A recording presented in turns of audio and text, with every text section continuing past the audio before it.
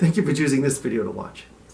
I just finished making some music on this synthesizer behind me, and I wanted to create a short preface before I presented the performance to describe what it is I'm trying to do.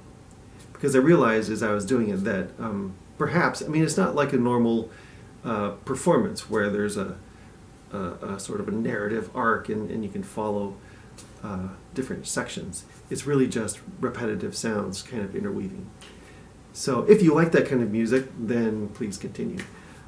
If you're not familiar with it, I would say give it a chance with this information. It might help you to know that I have this new synthesizer keyboard and I have this modular up here that I have videos describing in my collection if you are curious. But I'm trying to sync them up so that the sequence that I'm playing on this one corresponds to the sequence I'm playing on that one. And I found it really interesting.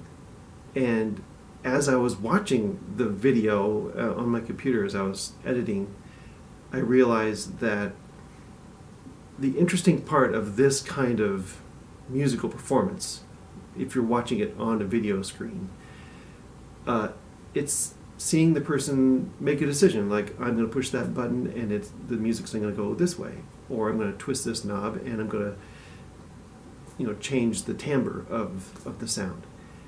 And those are the tiny details that I think a lot of electronic musicians are going for, at least in the beginning. I know I am in the beginning. So this is sort of a raw, uncut view of how I created this jam. And actually, I did cut out some sections where I was trying to figure out what knob I should twist, and I twisted the wrong one and made a horrible sound. So you'll see a couple cuts, but most of it is just sort of how I came up with a melody. And I kind of like this melody, and I like the cadence of it, so I might use it in a more complicated piece, just as a piece of music that I will release somewhere.